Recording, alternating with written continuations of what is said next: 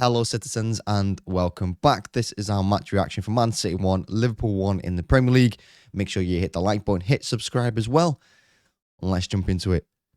So I think we're all glad, we're all lucky I didn't do this video yesterday because I was absolutely fuming straight after the game.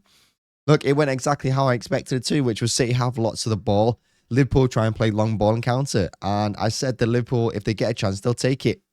They did, and that's exactly how the game panned out.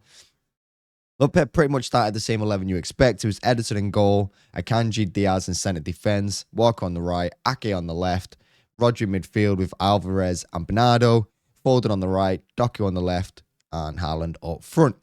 And when the game started, City did start off positively. In fact, City were positive all the way through the game. You know, you can't really complain about how well we played because defensively, we were pretty much solid throughout the entire game. We stopped counter-attacks just about. It was quite desperate at times, but we did pretty much do what we needed to do. And we only gave them really one chance, and they took it, which is what I said in the match preview. You give Liverpool a chance, they will take it. Now, the chance fell to Alexander-Arnold. He got the goal. But all the way through the game, Doku on the left-hand side was causing him absolute nightmares in that first half. But Doku, what I will say is that he's so predictable. And I was begging him all the way through that second half to just go on the outside more, go on the outside more. Because on the first half, he'd do his little foot flick where he pretends to move and then he shifts it onto his right and he cuts inside. And that happened over and over and over again. And like I said, he dribbled past Alexander-Arnold a lot. But in that second half, they doubled up and even tripled up on him. So they cut that supply off from us, that left-hand side, but we kept using it. We kept going down because his pace. And people will say, Doku's an amazing player. Doku, he's this, he's that. For me, at the moment, I don't entirely get that hype on Doku because all he is a pace merchant for me. Yeah, he's got quick feet. Yes, he can cut inside. But once you stop that, he's really not got much on that left-hand side. And all Pep had to do for me, and again, I was screaming out for in that second half, is switch Foden and Doku, put Doku on the right-hand side so he can go on the outside, so he can actually get crosses in, because he wasn't getting crosses in, because he wouldn't use his left foot. Put him on the right-hand side, switch up a little bit, put Foden on the left and give him a chance out there. Because Foden was having some success on that right-hand side when he got the ball, but he didn't get the ball enough because we just kept using Doku's pace to counter. Now, look, like I said, we were having a lot of success. And Liverpool did what they needed to do, which was sit back, sit very, very compact. And, yeah, force us on the outside. They didn't let us get on the inside. They didn't let us use that middle of the pitch, let us get that overload on it. Because they knew that we weren't going to put a lot of crosses in. They knew that we wanted to cut inside. They knew that we only had Haaland in the box to aim at. And they were confident they were going to clear any crosses that came in. So they let us have it outside. And let us dribble past Alexander-Arnold 7 times, whatever it was, because they knew we weren't going to be a danger doing that. And that's why I said, swap in the left, the second half, Foden and Doku, but he didn't do that. Even a substitute would have helped, I thought, because if you look at the middle of the pitch for us, Bernardo's doing a fantastic job getting up and down that pitch. He was everywhere, as usual. Rodri was doing okay. But Alvarez, we need to talk about Alvarez as well, because really, what does he offer other than taking our free kicks and corners? Not much, to be honest with you. If he's not taking shots from 25 yards or whatever, for me, he's not really doing much of anything. And in that Liverpool game, I saw very little from him. And I thought, in the second half, Pep would have made a change. Yes, we didn't have a lot of attacking options on that bench. Yes, we got a lot of issues attacking-wise for options, but put Rico Lewis in there. I was like, why do you not put Rico Lewis in that middle where Alvarez is? Because he will get up and down the pitch. He will help against the counter-attacks, but he will also get forward as well. And he's good on the ball, especially on that half turn, you know, and in very little space. He's got quick feet, like Foden. Put him in that middle, or put Foden in the middle, put Rico on the right, or even bring Bob on, put him on the right, and put Foden in the middle. But Pep just didn't change it. He kept on going, and I've seen it time and time again. When Pep doesn't make the changes, when Pep doesn't switch it up a little bit, you allow a team like Liverpool to make 5 substitutions. 5 substitutions. They refreshed half their entire outfield, and everyone they brought on was quicker than the last player, because they knew that they were going to get a lot of chances at the end of that second half, while we were pushing up for a winner, because they saw us do it against Chelsea. They saw us do it against Tottenham a number of times. We've seen it done against them a number of times. Brentford last season, when they beat us at the Etihad, Wolves, when they beat us, when we push for winners, we expose ourselves at the back to pace, and Liverpool brought on quick players in that second half 5 times, and Pep did nothing about it. He changed absolutely nothing, and I only saw it going one way. Once they got that equalised, I was like, if this game goes on for another 25 minutes, if injury time's long enough, they will score a second goal. We needed to freshen things up. We needed to change it. Pep can't keep going through games not making substitutions in these type of situations. It's insane to me. And I think the Alvarez experiment, look, Alvarez is a great player. He's done a fantastic job for us there. And I get why he puts him in there. Because like I said, he takes all our set pieces. But maybe that experiment's coming to an end. He's got to do something about it. We just can't let that happen. And like I said, not switching Doku and Foden as well. That to me was an absolute disaster.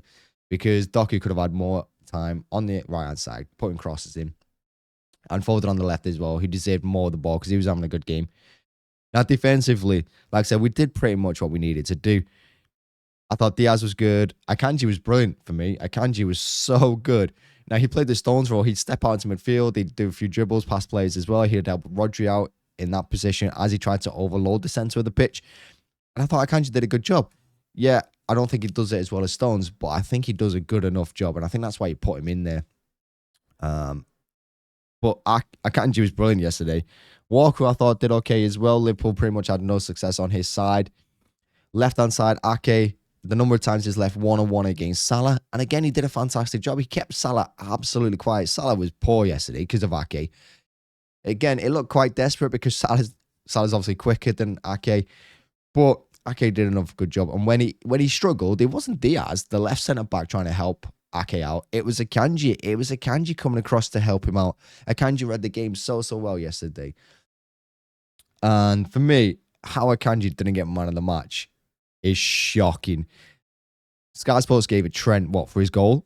The guy defensively was appalling. And again, if Pep changed things up, we would have had a lot more success against him.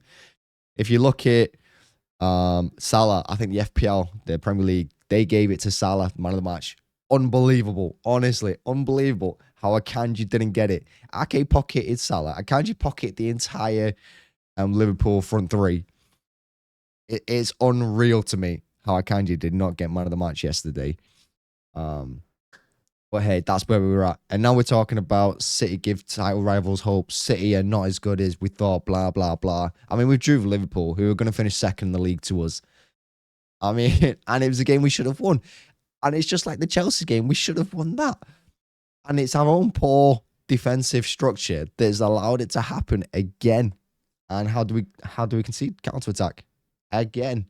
It's not teams ripping us open. It's not teams tearing us apart. It's teams just using the fact that we've stretched the pitch. We do it to ourselves.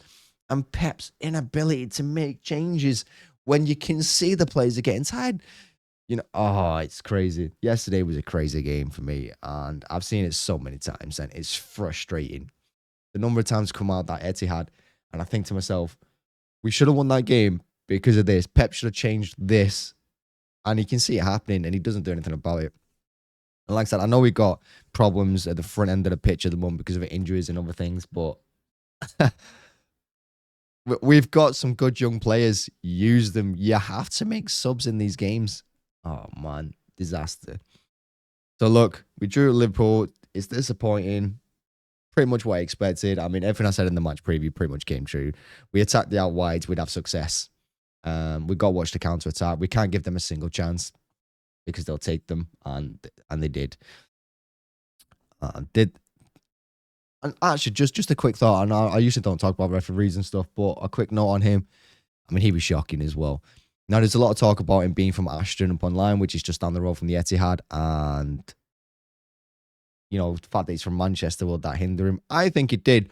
But not because he was in favour of City. I think he overcompensated to make sure that he didn't look biased to City. Because some of the bizarre decisions, like the fake fouls on Alisson and all that nonsense. And a big shout out to Haaland as well yesterday. Now, I will say Haaland isn't the greatest footballer. I mean, watching him run with the ball is painful. His link-up play is quite good, but only if he's doing one-touch football, like heading it. He always seems to find his man. But yesterday, he was up for that. He was up for that match yesterday. He was angry. He wanted to score. He got his goal. And I thought his pressing was good. I thought his work rate was good. He dropped deep. He He did a little bit more of like a Kane role yesterday. He dropped deep, pick up the ball, spray out wide, and try and get into the box, which again is appalling that we didn't attack that byline and put the ball into the box for him enough. It's something we've got to work on, and it's something Pep's got to change. I'm sick of watching right footers on the left and left footers on the right, and then them just cut inside and not put the ball into the guy that's going to score you the goals. Yeah, I mean, it is what it is, I suppose. I mean, Pep knows what he's doing. He's just won a treble and he's won 3 leagues in a row. What do I know? But I can only tell you what I see, and that is what I see.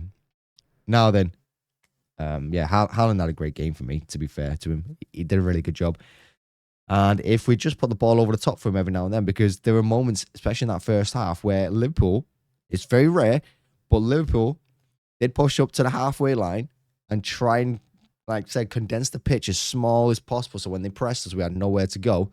There was so much space. There was like 40, 50 yards of space behind their defense that Haaland was running into. And no one put the ball over the top for him once. Not once. Why sign this guy if you're not going to use his best attributes? His best attributes is when your team's countering and he's got space to run into. His best attribute is not with the ball at his feet. It's running onto the ball into space. And we just don't do it when we get that rare opportunity to do it, because not many teams will do that. In fact, this is the only time this season I can think a team has done it. And we just don't put the ball over the top for him. He'll make the run all day. He does. And it's the things that the camera won't show you, because you don't see it on camera because the camera's focused on the ball. But when you're at the game, you can see it. Oh, man. Crazy football yesterday. So, yeah, City won, Liverpool won. Frustrating game. Another game we should have won. Another game we threw away. And it's not good enough. And we've got some tough games coming up, including Tottenham next weekend. So, how will that game go? Exactly how this game went. Will Pep learn? We'll see. We'll see. Because Tottenham are going to do exactly what Liverpool have just done to us. Exactly what Chelsea have done to us. And by the way, exactly how we got beat by Wolves. Okay, that's it. That's the match reaction. Thanks for watching. Make sure to hit the like button, hit subscribe. So sorry about the voice. I was obviously shouting yesterday. And I'm feeling a lot of pain. So, thanks very much. Bye-bye.